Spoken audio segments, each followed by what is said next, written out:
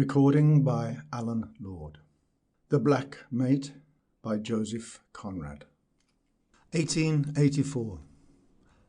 A good many years ago, there were several ships loading at the jetty, London Dock. I'm speaking here of the 80s of the last century, of the time when London had plenty of fine ships in the docks, though not so many fine buildings in its streets. The ships at the jetty were fine enough.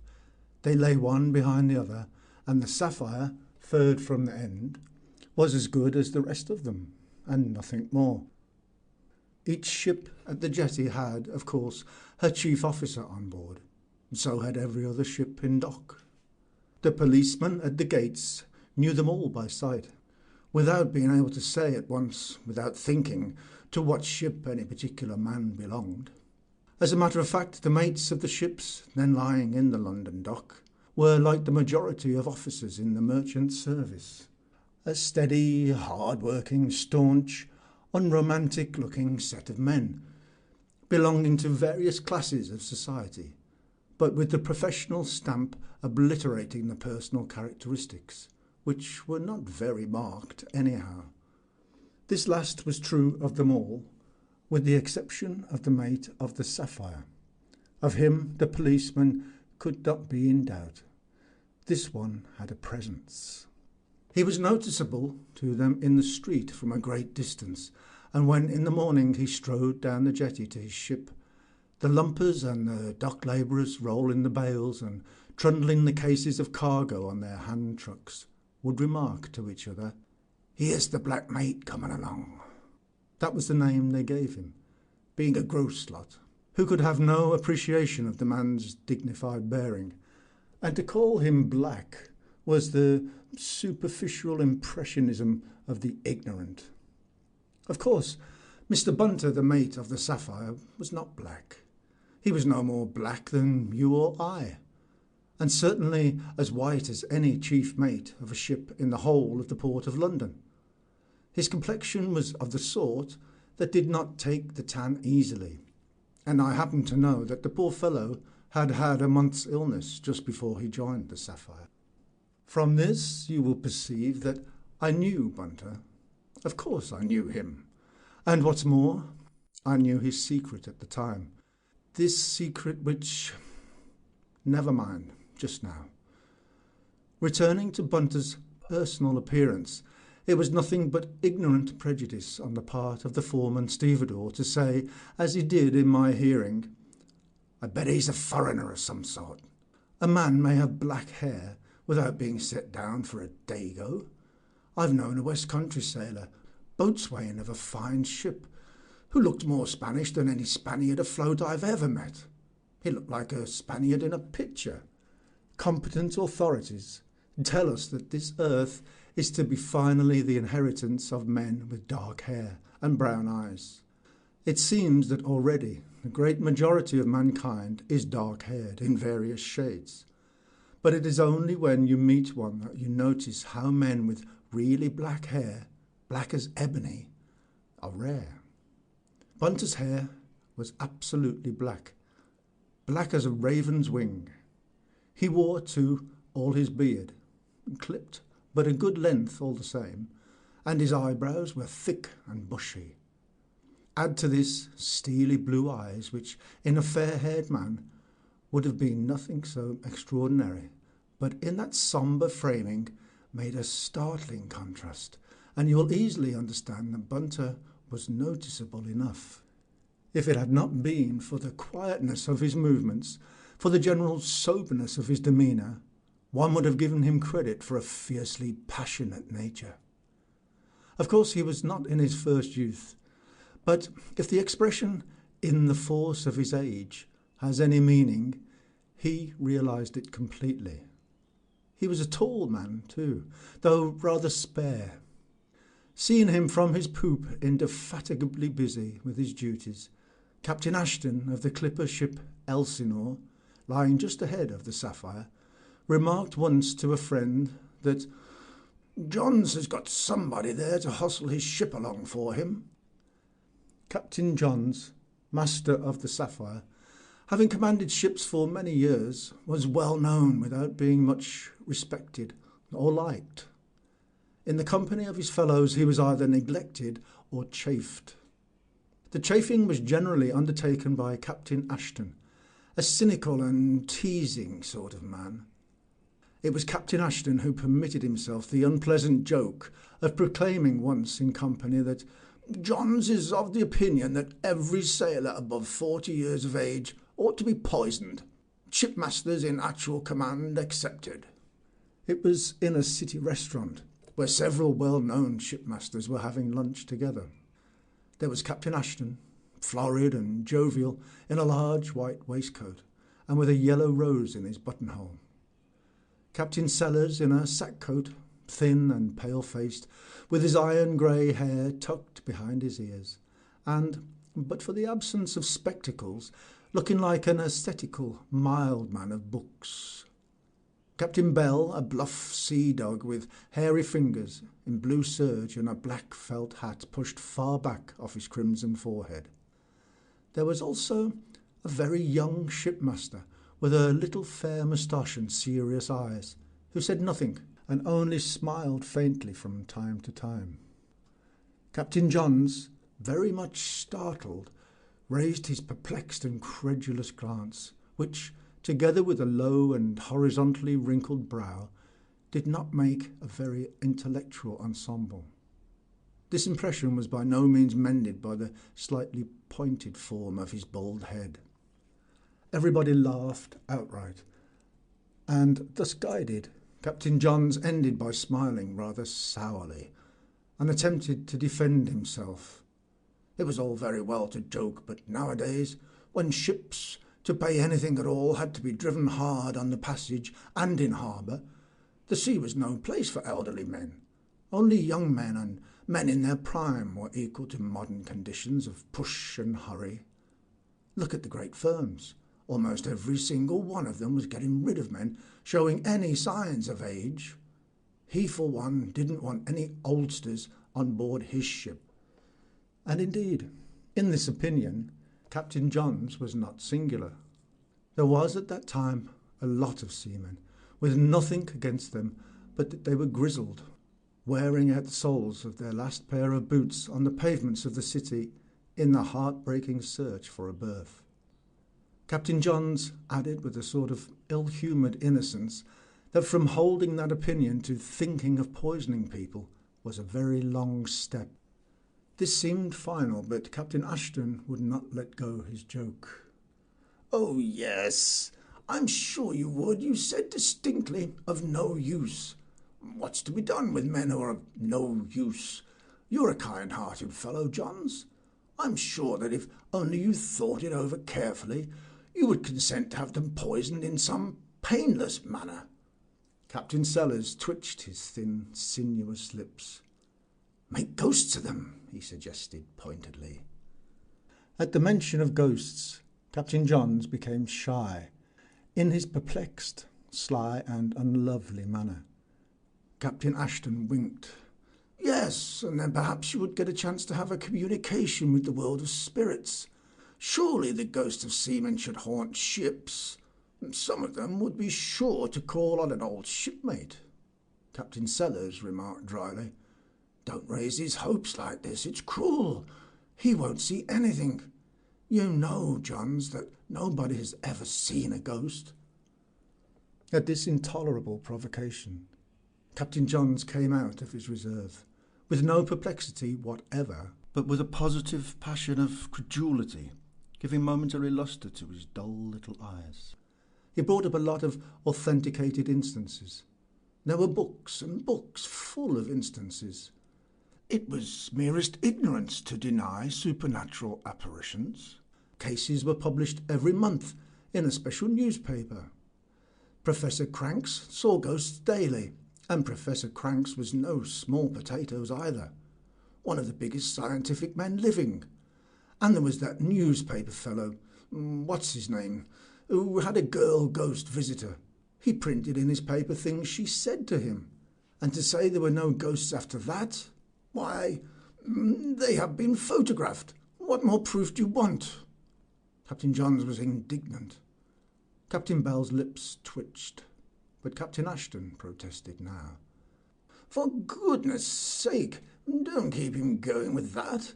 And by the by, Johns, who's that hairy pirate you've got for your new mate? Nobody in the dock seems to have seen him before."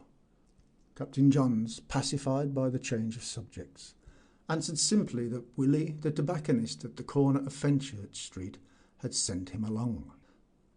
Willie, his shop, and the very house in Fenchurch Street, I believe, are gone now.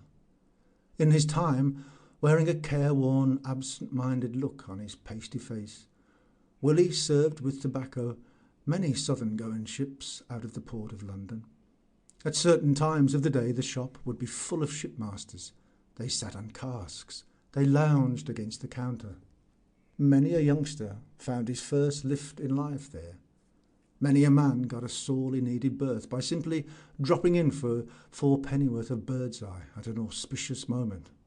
Even Willie's assistant, a red-headed, uninterested, delicate-looking young fellow, would hand you across the counter sometimes a bit of valuable intelligence with your box of cigarettes, in a whisper, lips hardly moving, thus: "The Bellona, South Dock, second officer wanted. You may be in time for it if you hurry up."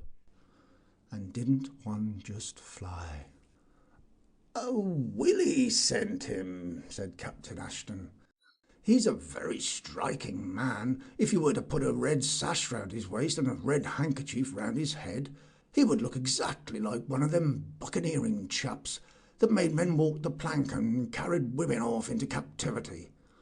Look out, Johns, he don't cut your throat for you and run off with the Sapphire. What ship has he come out of last?" Captain Johns, after looking up credulously, as usual, wrinkled his brow and said placidly that the man had seen better days. His name was Bunter. "He's had command of a Liverpool ship, the Samaria, some years ago. He lost her in the Indian Ocean and had his certificate suspended for a year. Ever since then he's not been able to get another command. He's been knocking about in the Western Ocean trade lately. That accounts for him being a stranger to everybody about the docks," Captain Ashton concluded as they rose from the table. Captain Johns walked down to the dock after lunch. He was short of stature and slightly bandy. His appearance did not inspire the generality of mankind with esteem, but it must have been otherwise with his employers. He had the reputation of being an uncomfortable commander, meticulous in trifles, always nursing a grievance of some sort and incessantly nagging. He was not a man to kick up a row with you and be done with it, but to say nasty things in a whining voice. A man capable of making one's life a perfect misery if he took a dislike to an officer. That very evening I went to see Bunter on board and sympathised with him on his prospects for the voyage. He was subdued. I suppose a man with a secret locked up in his breast loses his buoyancy. And there was another reason why I could not expect Bunter to show a great elasticity of spirits. For one thing, he had been very seedy lately, and besides, but of that later.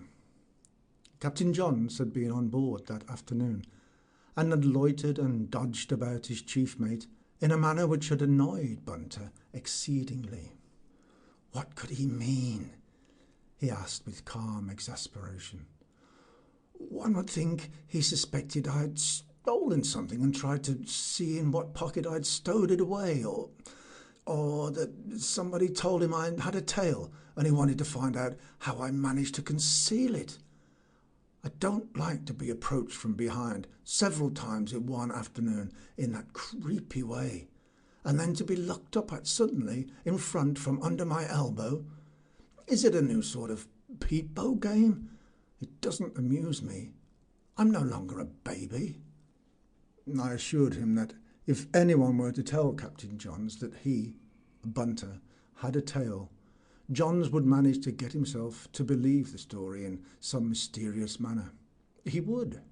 He was suspicious and credulous to an inconceivable degree.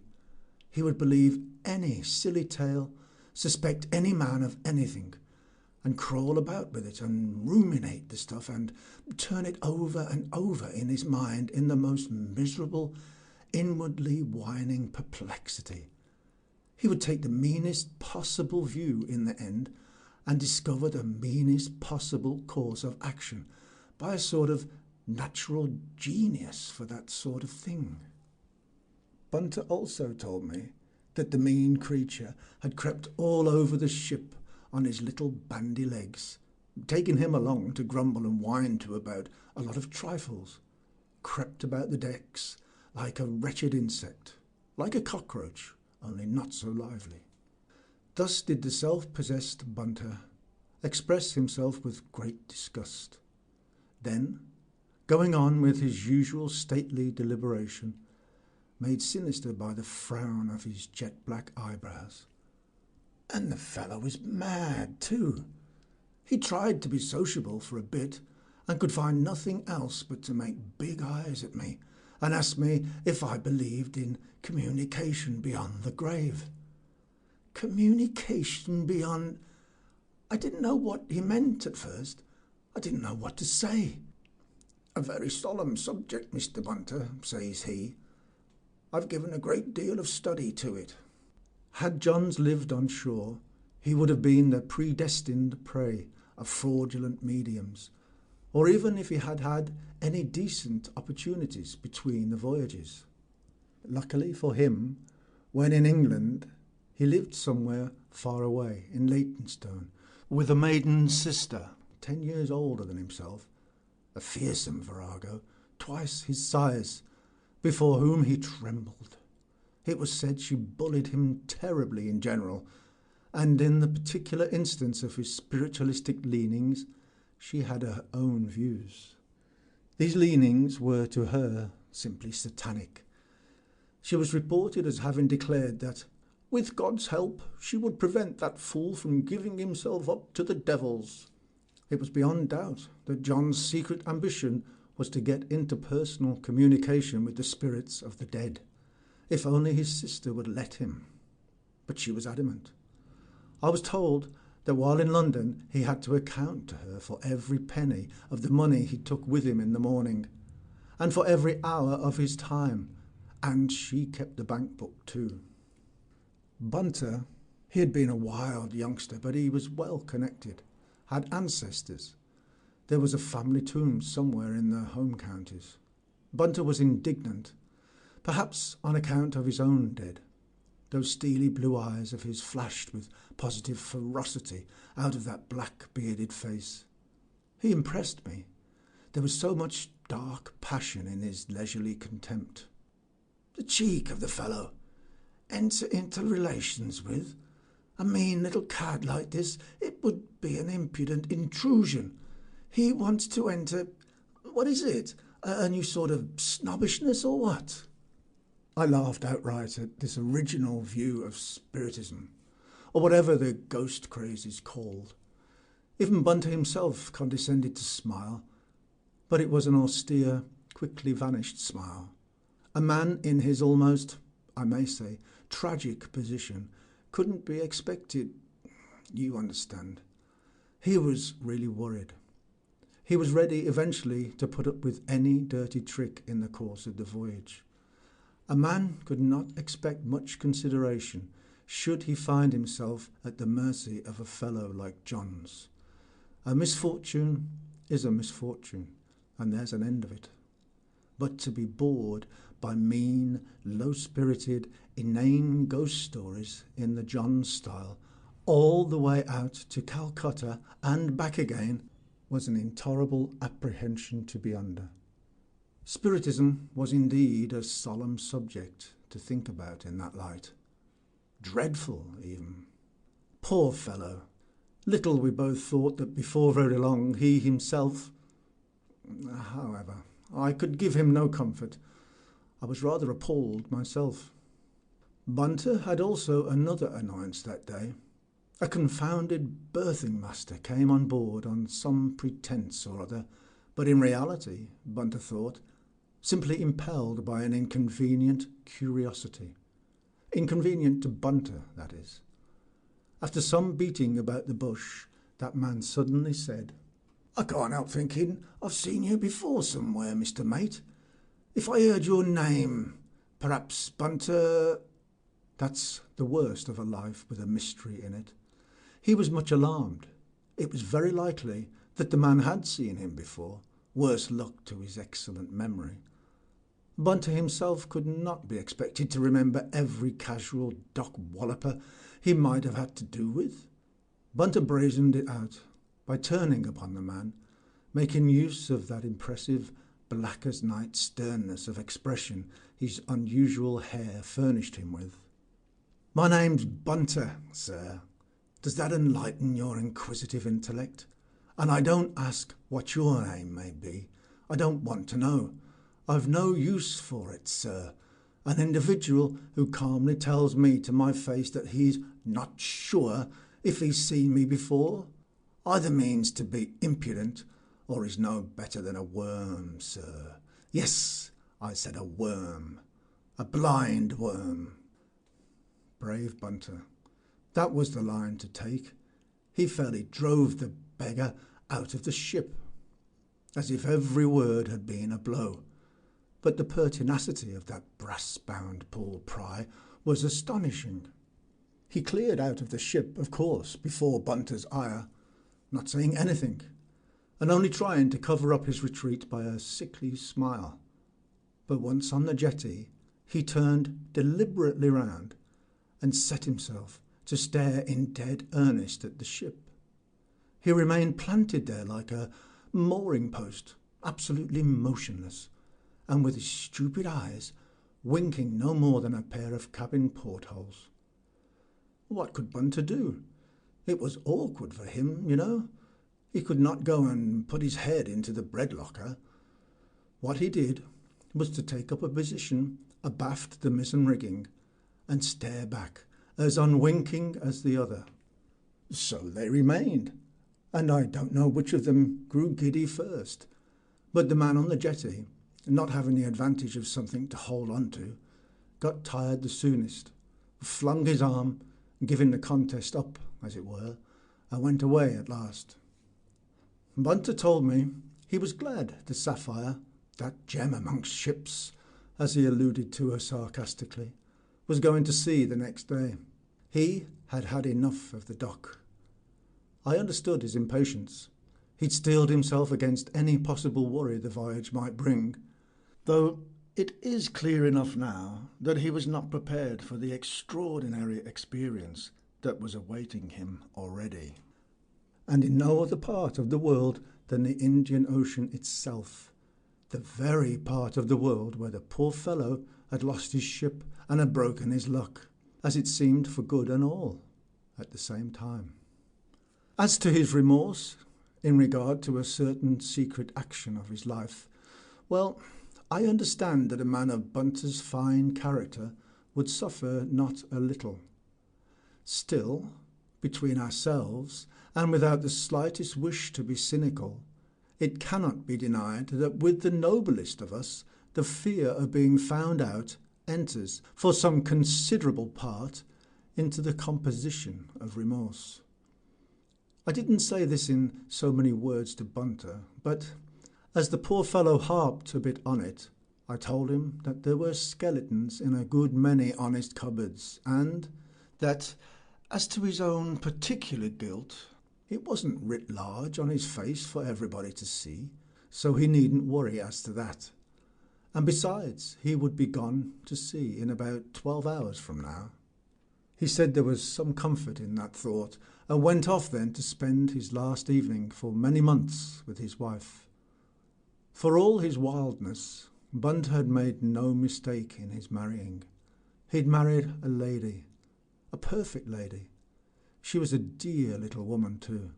As to her pluck, I, who know what times they had to go through, I cannot admire her enough for it. Real, hard-wearing, every day and day after day pluck that only a woman is capable of when she is of the right sort, the undismayed sort, I would call it. The black mate felt this parting with his wife more than any of the previous ones in all the years of bad luck. But she was of the undismayed kind and showed less trouble in her gentle face than the black-haired, buccaneer-like but dignified mate of the Sapphire. It may be that her conscience was less disturbed than her husband's. Of course, his life had no secret places for her, but a woman's conscience is somewhat more resourceful in finding good and valid excuses. It depends greatly on the person that needs them, too. They had agreed that she should not come down to the dock to see him off. "I wonder you care to look at me at all," said the sensitive man, and she did not laugh. Bunter was very sensitive. He left her rather brusquely at the last. He got on board in good time and produced the usual impression on the mud pilot in the broken-down straw hat, who took the Sapphire out of dock. The riverman was very polite to the dignified, striking-looking chief mate. "The 5-inch manila for the check rope, Mr. Bunter." "Thank you, Mr. Bunter, please." The sea pilot, who left the gem of ships, heading comfortably down channel off Dover, told some of his friends that this voyage the Sapphire had for chief mate a man who seemed a jolly sight too good for old John's. "Bunter's his name. I wonder where he's sprung from. Never seen him before in any ship I piloted, in or out, all these years. He's the sort of man you don't forget. You couldn't. A thorough good sailor, too, and won't old John's just worry his head off, unless the old fool should take fright at him, for he does not seem the sort of man that would let himself be put upon without letting you know what he thinks of you. And that's exactly what old John's will be more afraid of than of anything else." As this is really meant to be the record of a spiritualistic experience which came, if not precisely to Captain Johns himself, at any rate to his ship, there is no use in recording the other events of the passage out. It was an ordinary passage. The crew was an ordinary crew. The weather was of the usual kind. The black mate's quiet, sedate method of going to work had given a sober tone to the life of the ship. Even in gales of wind, everything went on quietly somehow. There was only one severe blow, which made things fairly lively for all hands for a full 24 hours. That was off the coast of Africa, after passing the Cape of Good Hope. At the very height of it, several heavy seas were shipped with no serious results, but there was a considerable smashing of breakable objects in the pantry and in the staterooms. Mr. Bunter, who was so greatly respected on board, found himself treated scurvily by the Southern Ocean, which, bursting open the door of his room like a ruffianly burglar, carried off several useful things and made all the others extremely wet. Later, on the same day, the Southern Ocean caused the Sapphire to lurch over in such an unrestrained fashion that the 2 drawers fitted under Mr. Bunter's sleeping berth flew out altogether, spilling all their contents. They ought, of course, to have been locked, and Mr. Bunter had only to thank himself for what had happened. He ought to have turned the key on each before going out on deck. His consternation was very great. The steward, who was paddling about all the time with swabs, trying to dry out the flooded cuddy, heard him exclaim, "Hello!" in a startled and dismayed tone. In the midst of his work, the steward felt a sympathetic concern for the mate's distress. Captain Johns was secretly glad when he heard of the damage. He was indeed afraid of his chief mate, as the sea pilot had ventured to foretell, and afraid of him for the very reason the sea pilot had put forward as likely. Captain Johns, therefore, would have liked very much to hold that black mate of his at his mercy in some way or other, but the man was irreproachable, as near absolute perfection as could be, and Captain Johns was much annoyed, and at the same time congratulated himself on his chief officer's efficiency. He made a great show of living sociably with him, on the principle that the more friendly you are with a man, the more easily you may catch him tripping, and also for the reason that he wanted to have somebody who would listen to his stories of manifestations, apparitions, ghosts, and all the rest of the imbecile spook lore. He had it all at his fingers' ends, and he spun those ghostly yarns in a persistent, colourless voice, giving them a futile turn peculiarly his own. "I like to converse with my officers," he used to say. "There are masters that hardly ever open their mouths from beginning to end of a passage for fear of losing their dignity. What's that, after all, this bit of position a man holds?" His sociability was most to be dreaded in the second dog watch, because he was one of those men who grow lively towards the evening, and the officer on duty was unable then to find excuses for leaving the poop. Captain Johns would pop up the companion suddenly and, sidling up in his creeping way to poor Bunter as he walked up and down, would fire into him some spiritualistic proposition, such as, "Spirits, male and female, show a good deal of refinement in a general way, don't they?" To which Bunter, holding his black whiskered head high, would mutter, "I don't know." "Ah, that's because you don't want to. You're the most obstinate, prejudiced man I've ever met, Mr. Bunter. I told you, you may have any book out of my bookcase. You may just go into my stateroom and help yourself to any volume." And if Bunter protested that he was too tired in his watches below to spare any time for reading, Captain Johns would smile nastily behind his back and remark that, of course, some people needed more sleep than others to keep themselves fit for their work. If Mr. Bunter was afraid of not keeping properly awake when on duty at night, that was another matter. "But I think you borrowed a novel to read from the second mate the other day. A trashy pack of liars." Captain Johns sighed. "I'm afraid you're not a spiritually minded man, Mr. Bunter. That's what's the matter." Sometimes he would appear on deck in the middle of the night, looking very grotesque and bandy-legged in his sleeping suit. At that sight the persecuted Bunter would wring his hands stealthily and break out into moisture all over his forehead. After standing sleepily by the binnacle, scratching himself in an unpleasant manner, Captain Johns was sure to start on some aspect or other of his only topic. He would, for instance, discourse on the improvement of morality to be expected from the establishment of general and close intercourse with the spirits of the departed. The spirits, Captain Johns thought, would consent to associate familiarly with the living if it were not for the unbelief of the great mass of mankind. He himself would not care to have anything to do with a crowd that would not believe in his, Captain Johns, existence. Then why should a spirit? This was asking too much. He went on breathing hard by the binnacle and trying to reach round his shoulder blades. Then, with a thick, drowsy severity, declared, "Incredulity, sir, is the evil of the age."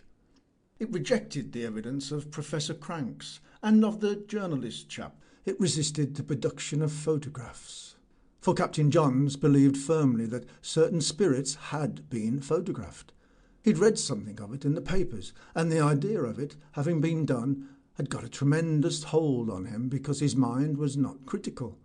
Bunter said afterwards that nothing could be more weird than this little man, swathed in a sleeping suit 3 sizes too large for him, shuffling with excitement in the moonlight near the wheel, and shaking his fist at the serene sea. "Photographs, photographs," he would repeat, in a voice as creaky as a rusty hinge. The very helmsman just behind him got uneasy at that performance, not being capable of understanding exactly what the old man was kicking up a row with the mate about. Then Johns, after calming down a bit, would begin again. "The sensitised plate can't lie. No, sir." Nothing could be more funny than this ridiculous little man's conviction, his dogmatic tone. Bunter would go on swinging up and down the poop like a deliberate, dignified pendulum, He said not a word, but the poor fellow had not a trifle on his conscience, as you know, and to have imbecile ghosts rammed down his throat like this, on top of his own worry, nearly drove him crazy. He knew that on many occasions he was on the verge of lunacy, because he could not help indulging in half-delirious visions of Captain Johns, being picked up by the scruff of the neck and dropped over the taffrail into the ship's wake. The sort of thing no sane sailorman would think of doing to a cat or any other animal anyhow.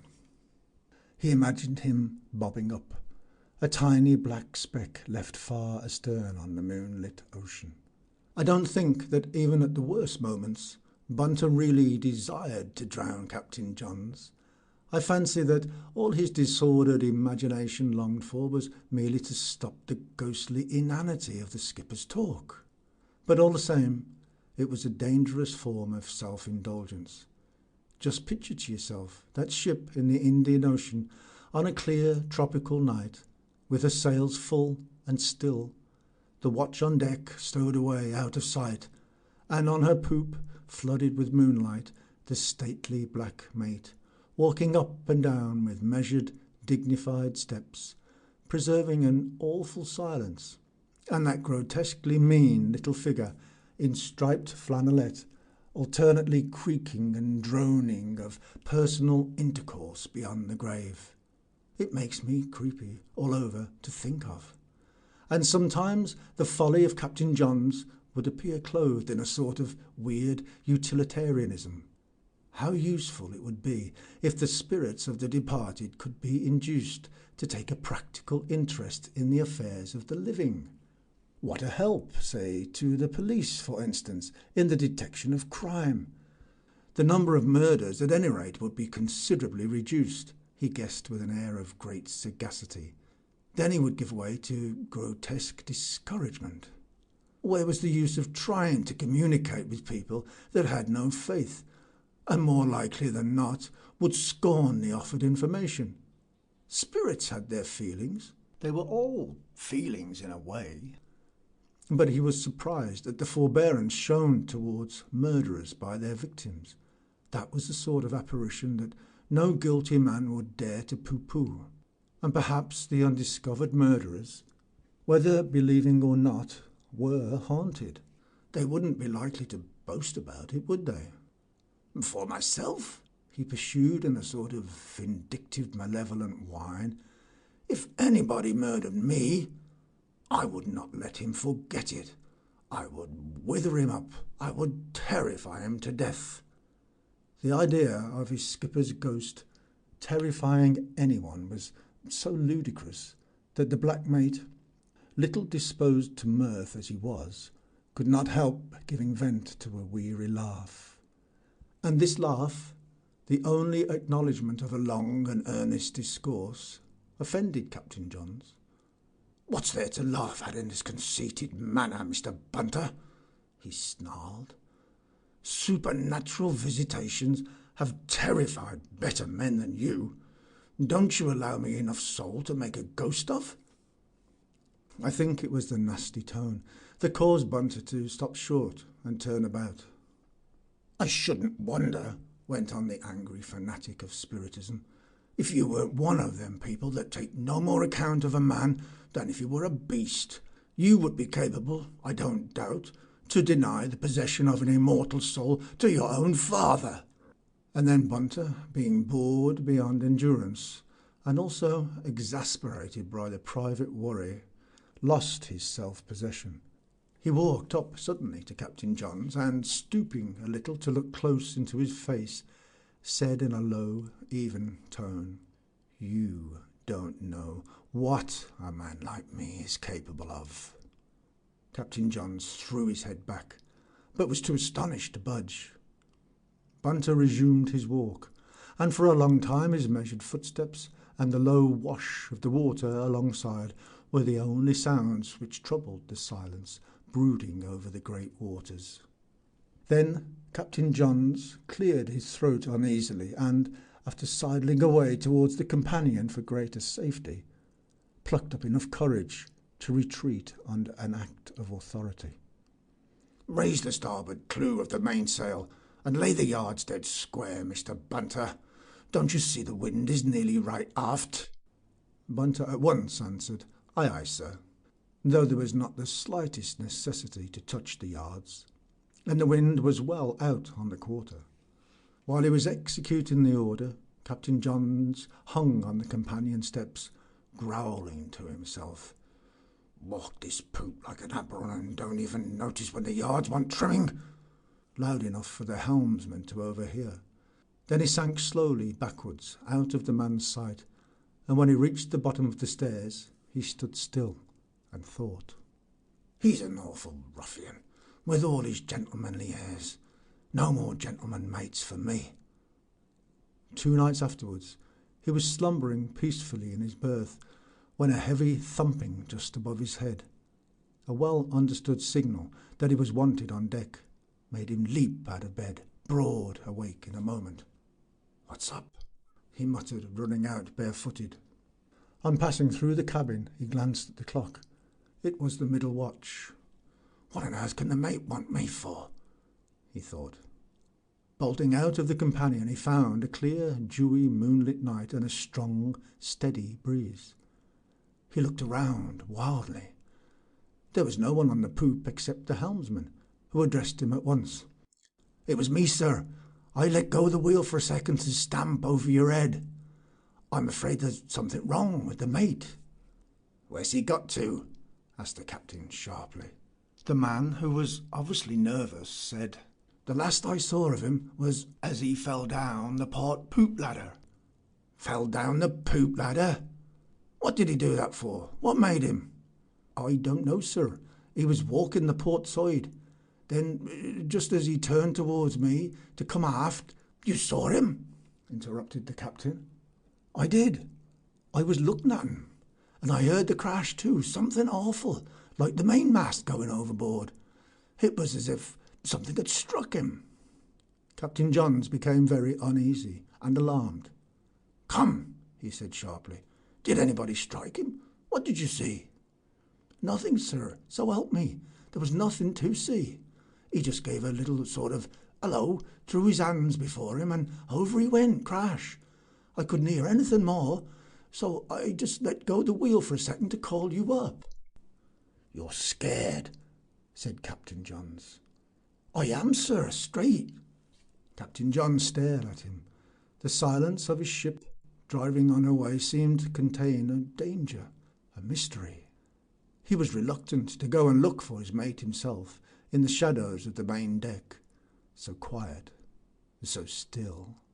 All he did was to advance to the break of the poop and call for the watch. As the sleepy men came trooping aft, he shouted to them fiercely, "Look at the foot of the port poop ladder, some of you. See the mate lying there?" Their startled exclamations told him immediately that they did see him. Somebody even screeched out emotionally, "He's dead!" Mr. Bunter was laid in his bunk, and when the lamp in his room was lit, he looked indeed as if he were dead. But it was obvious also that he was breathing yet. The steward had been roused out. The second mate called and sent on deck to look after the ship, and for an hour or so Captain Johns devoted himself silently to the restoring of consciousness. Mr. Bunter at last opened his eyes, but he could not speak. He was dazed and inert. The steward bandaged a nasty scalp wound, while Captain Johns held an additional light. They had to cut away a lot of Mr. Bunter's jet-black hair to make a good dressing. This done, and after gazing for a while at their patient, the two left the cabin. "A rum go, this, steward," said Captain Johns in the passage. "Yes, sir. A sober man that's right in his head does not fall down a poop ladder like a sack of potatoes. The ship's as steady as a church." "Yes, sir. Fit of some kind, I shouldn't wonder." "Well, I should. He doesn't look as if he was subject to fits and giddiness. Why, the man's in the prime of life. I wouldn't have another kind of mate, not if I knew it. You don't think he has a private store of liquor, do you, eh? He seemed to me a bit strange in his manner several times lately. Off his feed too a bit, I noticed. Well, sir, if he ever had a bottle or two of grog in his cabin, that must have gone a long time ago. I saw him throw some broken glass overboard after the last gale we had, but that didn't amount to anything. Anyway, sir, you couldn't call Mr. Bunter a drinking man. No, conceded the captain reflectively, and the steward, locking the pantry door, tried to escape out of the passage, thinking he could manage to snatch another hour of sleep before it was time for him to turn out for the day. Captain John shook his head. There's some mystery there. There's special providence that he didn't crack his head like an eggshell on the quarter-deck mooring bits, sir. The men tell me he couldn't have missed them by more than an inch. And the steward vanished skilfully. Captain John spent the rest of the night and the whole of the ensuing day between his own room and that of the mate. In his own room he sat with his open hands reposing on his knees, his lips pursed up, and the horizontal furrows on his forehead marked very heavily. Now and then raising his arm by a slow, as if cautious movement, he scratched lightly the top of his bald head. In the mate's room he stood for long periods of time with his hand to his lips, gazing at the half-conscious man. For 3 days Mr. Bunter did not say a single word. He looked at people sensibly enough, but did not seem to be able to hear any questions put to him. They cut off some more of his hair and swathed his head in wet cloths. He took some nourishment and was made as comfortable as possible. At dinner on the 3rd day, the second mate remarked to the captain in connection with the affair, "These half-round brass plates on the steps of the poop ladders are beastly dangerous things." "Are they?" retorted Captain John sourly. "It takes more than a brass plate to account for an able-bodied man crashing down in this fashion like a felled ox." The second mate was impressed by that view. There was something in that, he thought. "And the weather fine, everything dry, and the ship going along as steady as a church?" pursued Captain Johns gruffly. As Captain Johns continued to look extremely sour, the second mate did not open his lips any more during the dinner. Captain Johns was annoyed and hurt by an innocent remark, because the fitting of the aforesaid brass plates had been done at his suggestion only the voyage before, in order to smarten up the appearance of the poop ladders. On the 4th day Mr. Bunter looked decidedly better. Very languid yet, of course, but he heard and understood what was said to him, and even could say a few words in a feeble voice. Captain Johns, coming in, contemplated him attentively, without much visible sympathy. "Well, can you give us your account of this accident, Mr. Bunter?" Bunter moved slightly his bandaged head, and fixed his cold blue stare on Captain John's face, as if taking stock and appraising the value of every feature. The perplexed forehead, the credulous eyes, the inane droop of the mouth, and he gazed so long that Captain Johns grew restive and looked over his shoulder at the door. "No accident," breathed out Bunter in a peculiar tone. "You don't mean to say you've got the falling sickness?" said Captain Johns. "How would you call it, signing as chief mate of a clipper ship with a thing like that on you?" Bunter answered him only by a sinister look. The skipper shuffled his feet a little. "Well, what made you have that tumble, then?" Bunter raised himself a little, and, looking straight into Captain John's eyes, said in a very distinct whisper, "You were right." He fell back and closed his eyes.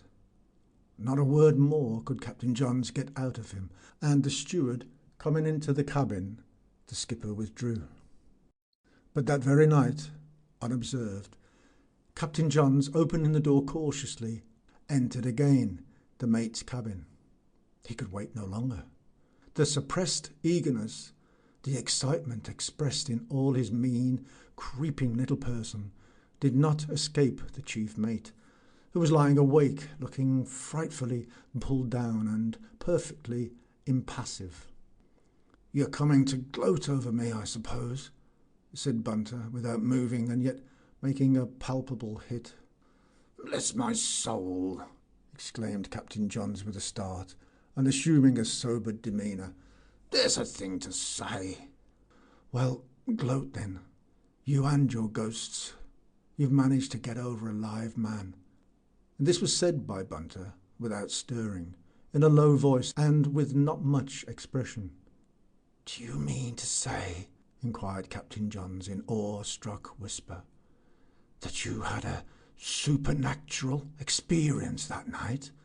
You saw an apparition, then, on board my ship? Reluctance, shame, disgust would have been visible on poor Bunter's countenance if the great part of it had not been swathed up in cotton wool and bandages. His ebony eyebrows, more sinister than ever amongst all that lot of white linen, came together in a frown as he made a mighty effort to say, Yes, I have seen. The wretchedness in his eyes would have awakened the compassion of any other man than Captain Johns. But Captain Johns was all agog with triumphant excitement. He was just a little bit frightened too. He looked at that unbelieving scoffer laid low, and did not even dimly guess at his profound, humiliating distress. He was not generally capable of taking much part in the anguish of his fellow creatures. This time, moreover, he was excessively anxious to know what had happened. Fixing his credulous eyes on the bandaged head, he asked, trembling slightly, And did it knock you down? Come, am I the sort of man to be knocked down by a ghost? Protested Bunter in a little stronger tone. Don't you remember what you said yourself the other night? Better men than me. Ha! You'll have to look a long time before you find a better man for a mate of your ship. Captain Johns pointed a solemn finger at Bunter's bedplace. You've been terrified, he said. That's what's the matter. You've been terrified. Why, even the man at the wheel was scared. Though he couldn't see anything, he felt the supernatural. You are punished for your incredulity, Mr. Bunter. You were terrified. I suppose I was, said Bunter. Do you know what I had seen? Can you conceive the sort of ghost that would haunt a man like me? Do you think it was a ladyish afternoon call, another cup of tea, please, apparition that visits your Professor Cranks and that journalist chap you're always talking about? No, I can't tell you what it was like. Every man has his own ghosts. You couldn't conceive. Bunter stopped, out of breath, and Captain Johns remarked with the glow of inward satisfaction reflected in his tone, I've always thought you were the sort of man that was ready for anything, from pitch and toss to wilful murder, as the saying goes. Well, well, so you were terrified. I stepped back, said Bunter curtly. I don't remember anything else. The man at the wheel told me you went backwards as if something had hit you. It was a sort of inward blow, explained Bunter. Something too deep for you, Captain Johns, to understand. Your life and mine haven't been the same. Aren't you satisfied to see me converted? And you can't tell me any more? Asked Captain Johns anxiously. No, I can't. I wouldn't. It would be no use if I did. That sort of experience must be gone through. Say I am being punished, well, I take my punishment, but talk of it, I won't. Very well, said Captain Johns, you won't. But mind, I can draw my own conclusions from that. Draw what you like, but be careful what you say, sir.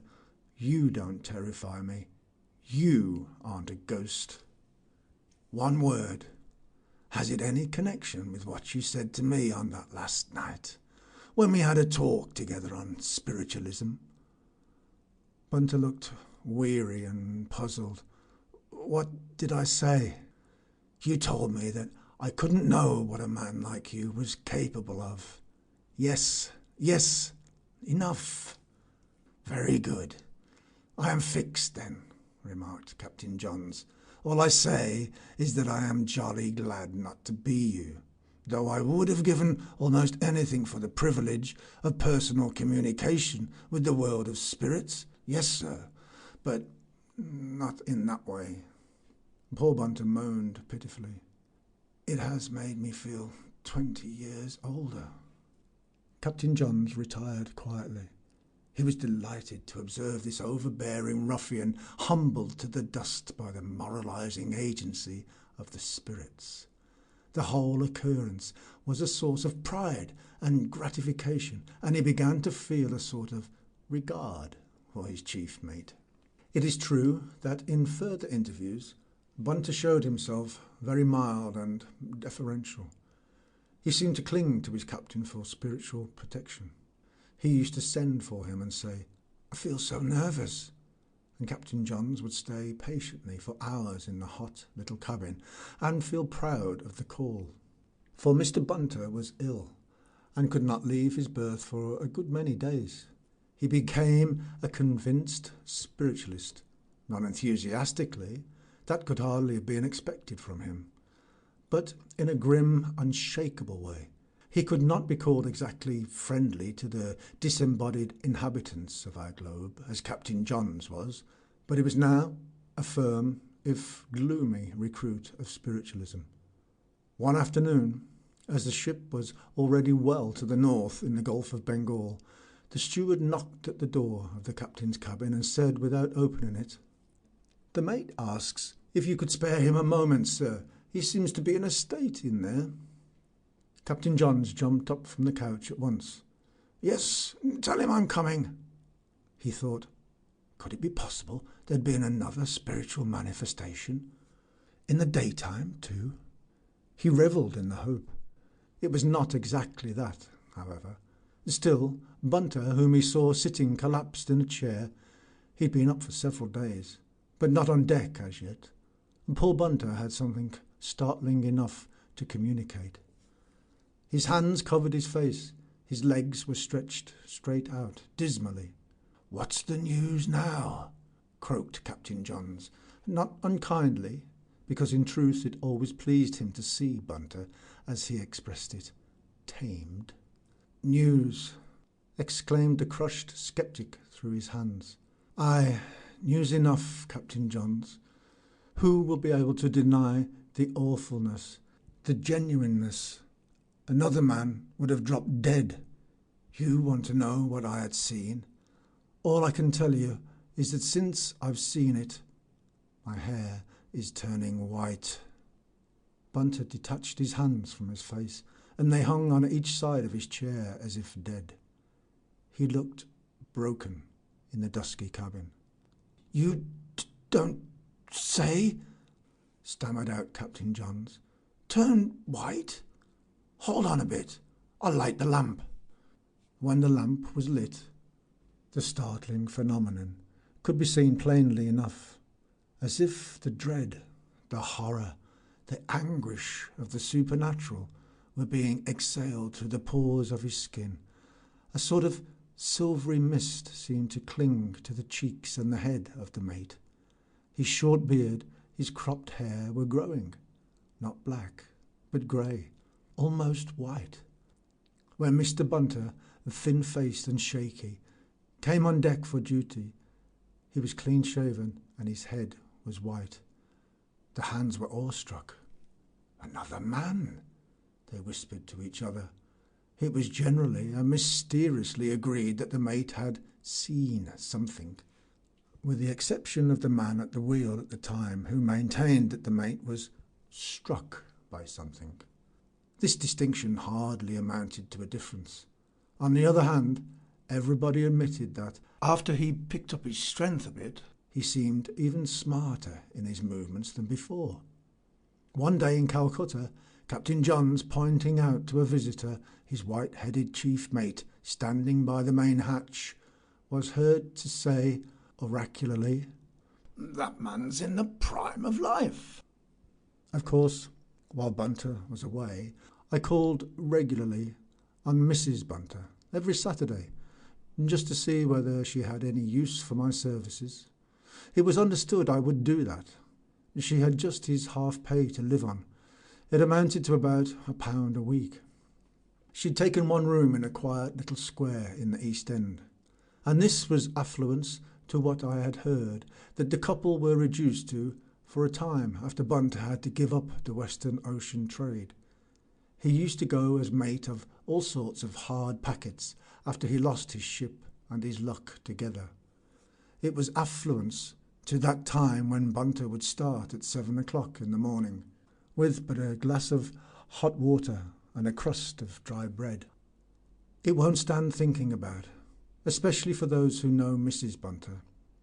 I had seen something of them too at that time, and it just makes me shudder to remember what that born lady had to put up with. Enough. Dear Mrs. Bunter used to worry a good deal after the Sapphire left for Calcutta. She would say to me, "It must be so awful for poor Winston." Winston is Bunter's name, and I tried to comfort her the best I could. Afterwards she got some small children to teach in a family, and was half the day with them, and the occupation was good for her. In the very first letter she had from Calcutta, Bunter told her he had had a fall down the poop ladder and cut his head, but no bones broken, thank God. That was all. Of course she had other letters from him, but that vagabond Bunter never gave me a scratch of the pen for solid 11 months. I supposed, naturally, that everything was going on all right. Who could imagine what was happening? Then one day, dear Mrs. Bunter got a letter from a legal firm in the city, advising her that her uncle was dead.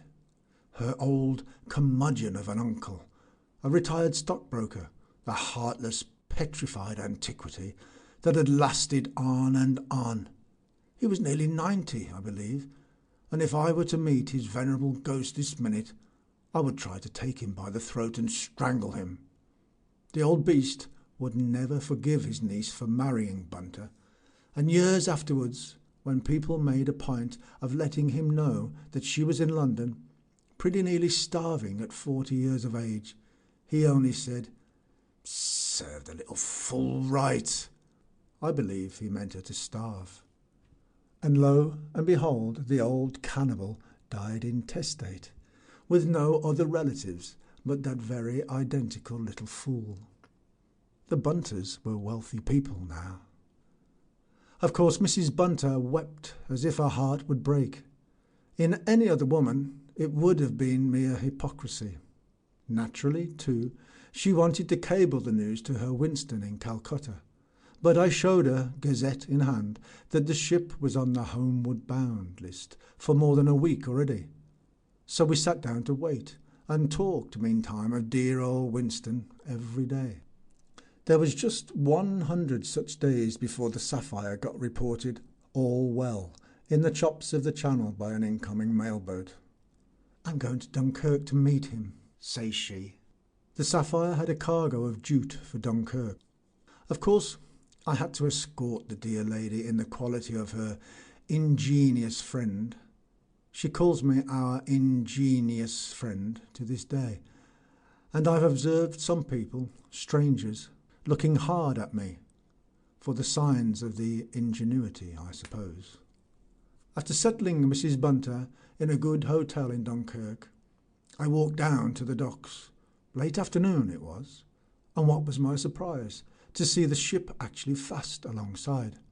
Either Johns or Bunter or both must have been driving her hard up the Channel.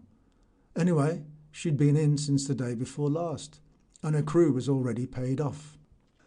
I met 2 of her apprentice boys going off home on leave with their dunnage on a Frenchman's barrow, as happy as larks, and I asked them if the mate was on board.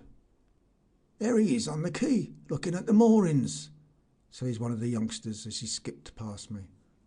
You may imagine the shock to my feelings when I beheld his white head. I could only manage to tell him that his wife was at an hotel in town. He left me at once to go and get his hat on board. I was mightily surprised by the smartness of his movements as he hurried up the gangway. Whereas the black mate struck people as deliberate and strangely stately in his gait for a man in the prime of life, this white-headed chap seemed the most wonderfully alert of old men. I don't suppose Bunter was any quicker on his pins than before. It was the colour of the hair that made all the difference in one's judgment. The same with his eyes. Those eyes that looked at you so steely, so fierce and so fascinating out of a bush of a buccaneer's black hair, now had an innocent, almost boyish expression in their good-humoured brightness under those white eyebrows. I led him without any delay into Mrs. Bunter's private sitting-room.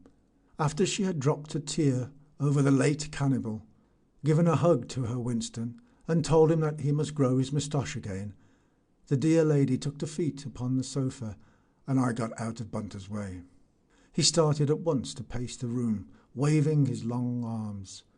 He worked himself into a regular frenzy and tore Johns limb from limb many times over that evening. Fell down? Of course I fell down by slipping backwards on that fool's patent brass plates.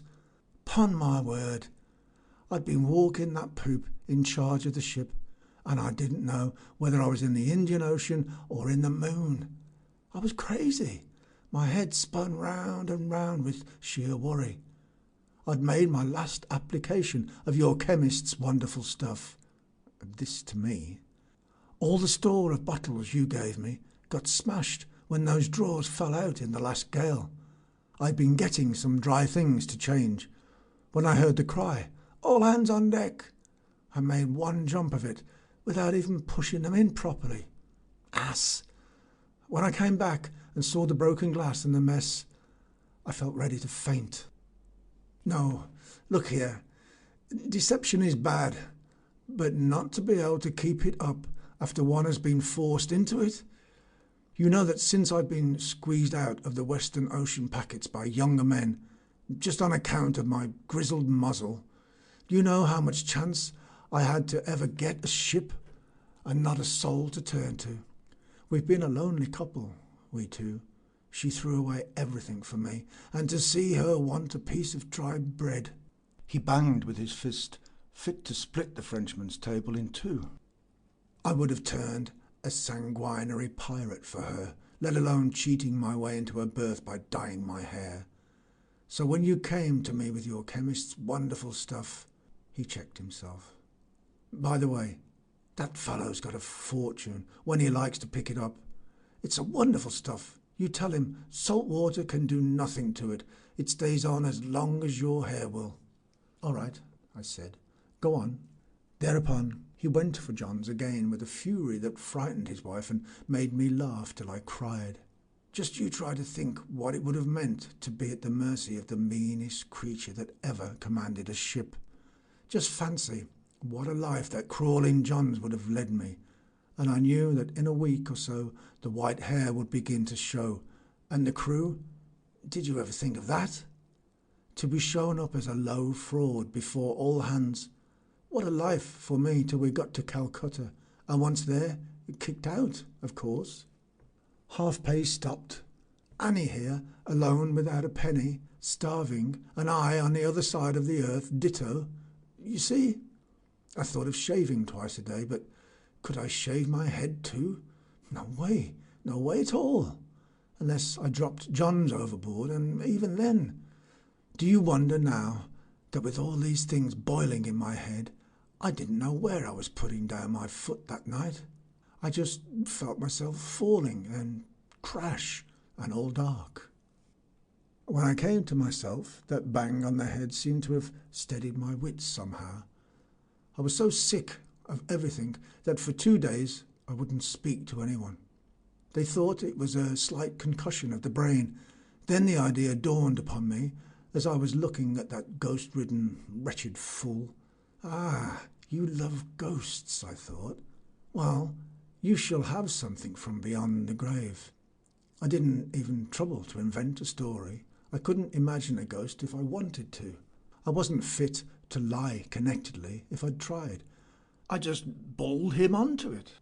Do you know, He got quite by himself a notion that at some time or other I had done somebody to death in some way, and that, "Oh, the horrible man!" cried Mrs. Bunter from the sofa.